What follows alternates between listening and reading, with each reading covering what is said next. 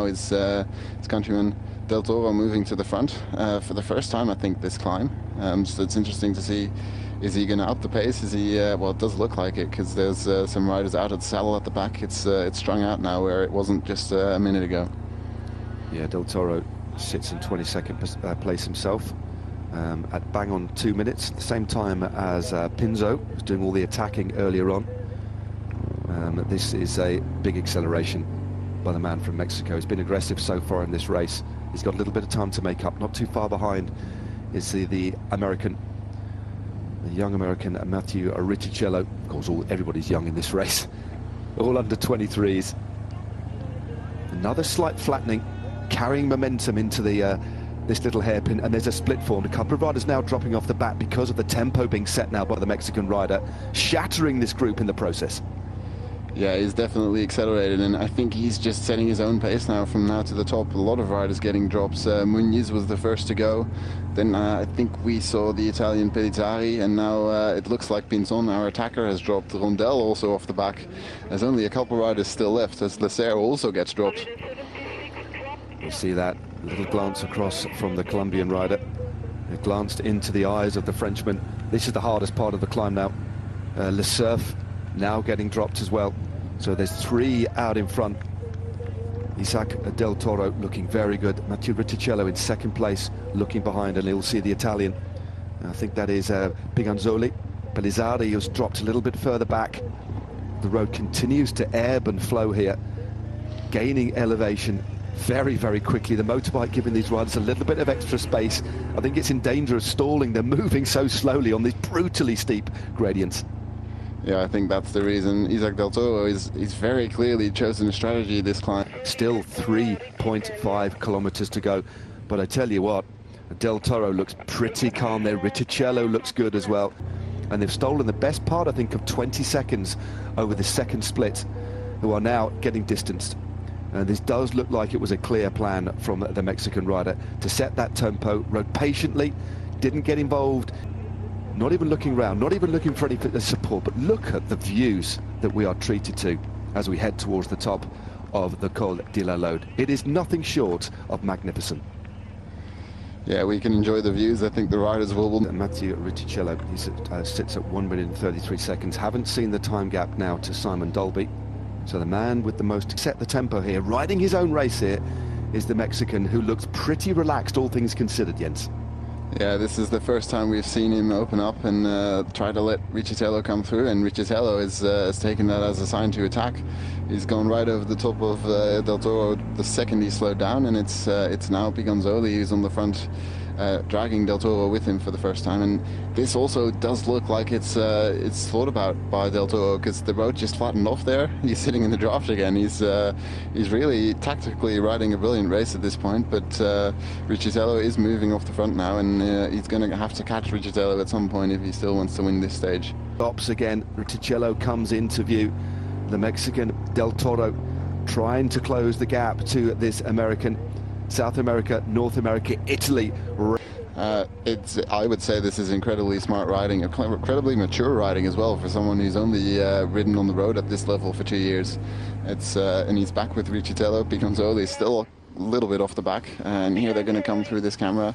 I'm hoping we can get a timing to some of the riders behind. We just saw Simon Dalby being mentioned at, what was it, 1:15, but I think that gap's going out even more now. It certainly has. Remember the time gap, 1:33. The best placed rider in this group is Matteo Riccicello.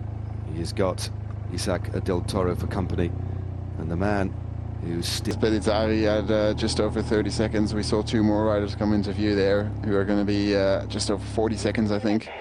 Here, Pinzon and Leclerc. And I think we're just waiting for Mathis Rondel behind him. He's the... Yeah, just behind the Frenchman. These gradients are so steep. It's very difficult to actually ride at any pace but your own. It's hard to follow the wheel here. The rhythm constantly broken, but the Mexican now really piling on the pressure as this road continues to undulate, gaining elevation, losing it briefly. It's like 2 steps forward, 1 step back on this climb, but look at that.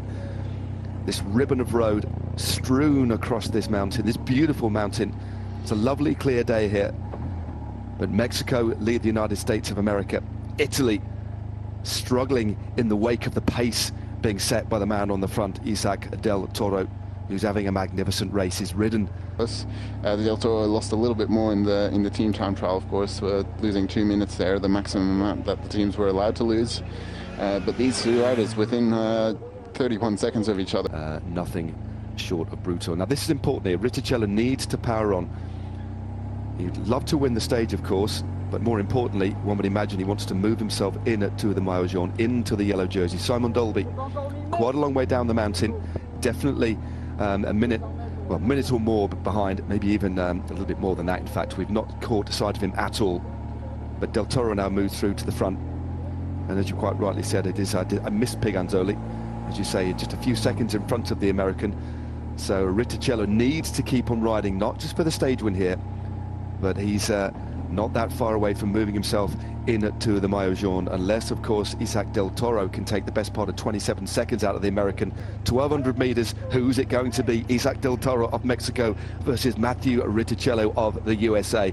What a fantastic fight we're seeing on the slopes of the Col de la Loze. Call that 1 minute 45, so they're not going to be too far out of it. If this is just a bad day for them, they're still going to be very close, because they're not going to be more than a minute behind at this point if Riccicello does take over the jersey. And here he goes. It's a final attack. Del Toro, is he able to follow? Oh, big launch there by Riccicello. He does. He's turning a sprocket or so higher. Riccicello using a lower gear here, opening up a small lead. It looks as if the man from Mexico is starting to struggle to his pursuit. David Piganzoli is dropping away a little bit now as the American forces his way up this climb. But I tell you what, the Mexican isn't done yet. He's opened up a couple of bike lengths now. We've only got about 800 meters to go, but the road continues to rise. Spectacular scenes here, and we still cannot call this one, Jens. No, this is exactly how Del Toro has been riding this stage, and also how Riccicello has been riding. Riccicello constantly on the attack, following moves by Pinzon earlier in the climb, now going himself a couple times, but Del Toro has just decided to do his own pace, not to go over the limit.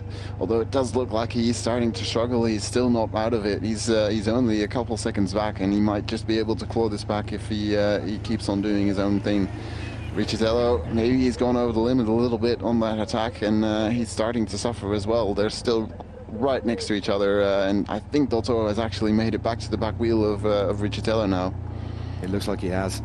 It's so hard just to close that last meter. It is just a matter of 2 or 3 meters, but he is now latching himself back into contention. Another nervous glance round from Matthew Riccicello, but the Mexican is back in contact. Isaac Del Toro around, and it's now daylight between them and the Italian, who is the best placed rider on the general classification of the 3 riders up the road. But it looks as if it would be Matthew Riccicello now is going to move, turning a huge gear. It's Isaac Del Toro who moves through to the front, trying to drop the American, who is struggling in his wake.